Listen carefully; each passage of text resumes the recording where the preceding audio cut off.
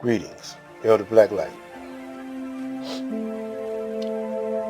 Today I'm going to be dealing with several videos uh,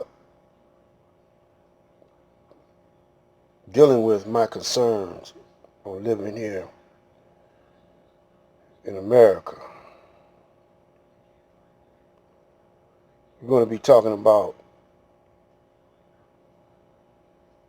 trends, rituals, traditions, and culture. I'm going to make a list of my concerns, and I'm going to also be talking about the enemy of the original man and how debates won't get the monkey off the back. And also about stress creeps up on you and kills you. You always got to meet a deadline. But first, let's deal with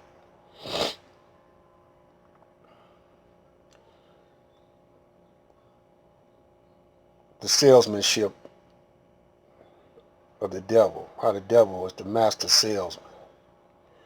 He's a master liar,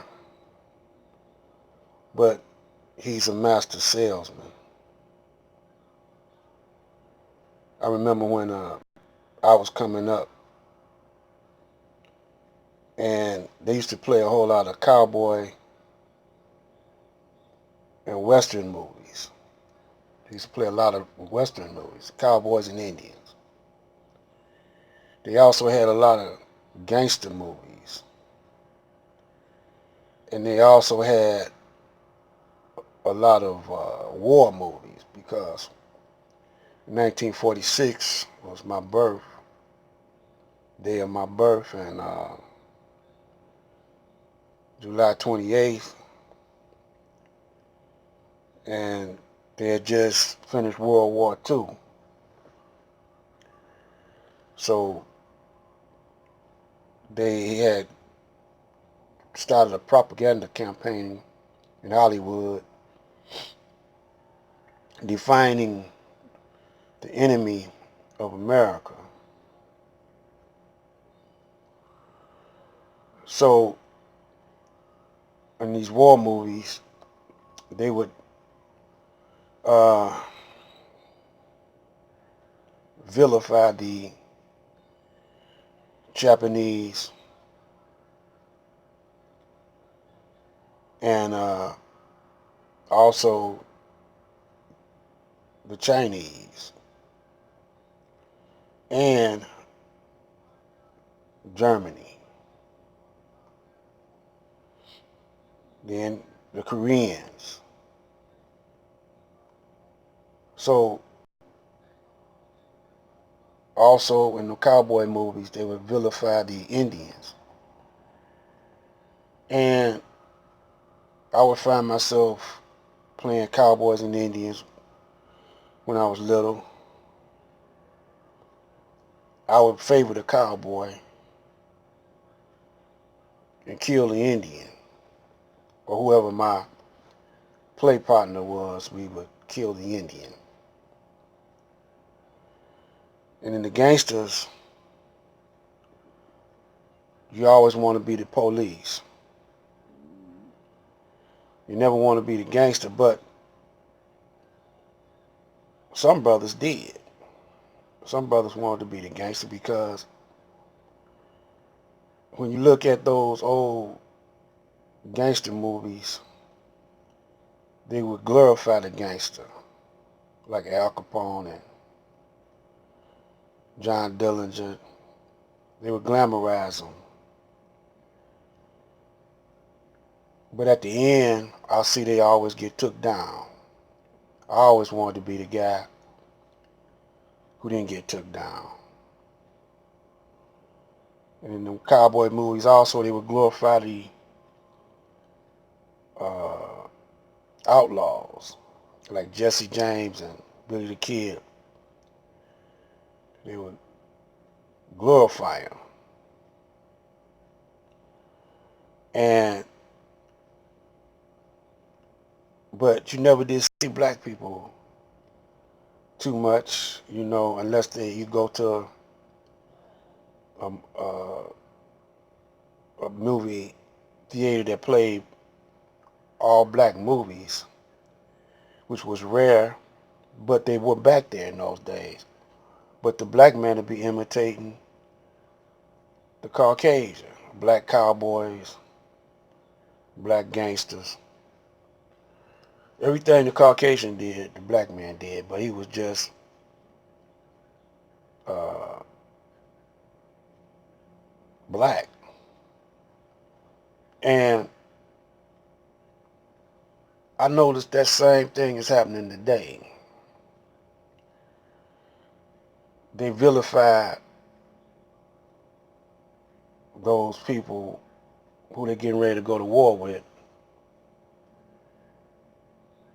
and they make it seem like these people have something against the United States way of living. But when you study, if you ever take time to study different cultures around the planet who they say is messed up, they living uh, they living pretty good. Uh, I know Gaddafi, before they took him out, he had free medical, hospitalization, free medical. The government was uh, taking care of the expenses, the medical expenses, free housing. I mean, he was handling, and he didn't want to use the American dollar no more. Uh, the United States, when you study how they move in history, they are gangsters. They impose their will on the weaker people. You see what I'm saying? So uh, the Indians and the Chinese or Japanese, they never did mess with the black man like that.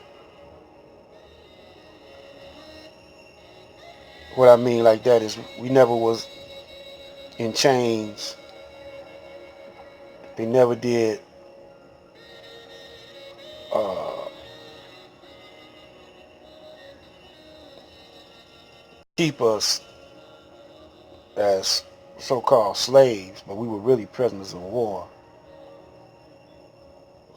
You can't even say we were prisoners of war. We was just, I don't think we could come up with a word how we were treated, but we survived for 400 years. We They couldn't wipe us all out because they didn't want to wipe us out because they wanted to feed off of our energy. Now, today on YouTube, we got a lot of brothers that I call devil advocates, boule agents for the devil. They want to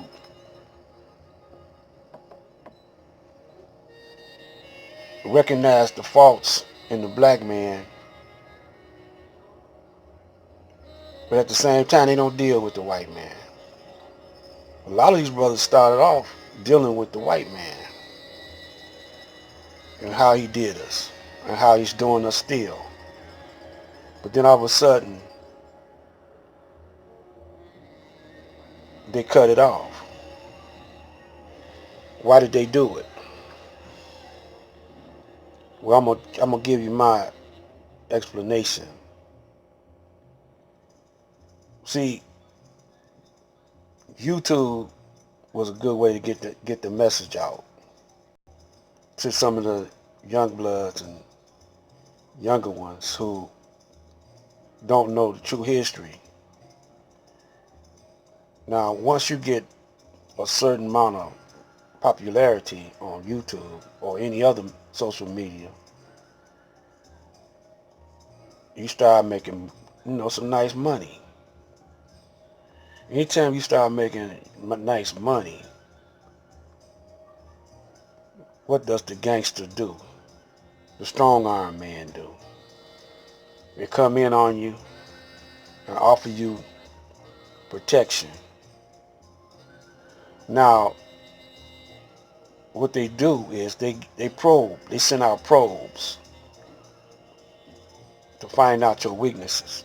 If you're a freak, if you're a pedophile, or whatever your weaknesses is, they report that back to the head man, and they'll set you up where they'll catch you in the act of doing it.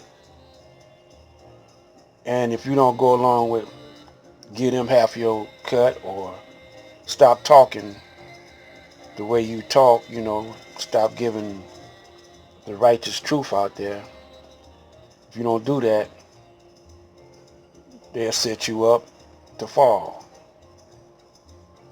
And they might assassinate you if you still are stubborn, or lock you up for whatever your frailties are. And I'm surprised that Christians, the devil offered that same thing to Jesus, and Jesus turned him down. And then what they do to him, they tried to kill him. This is Black Light. Stay tuned.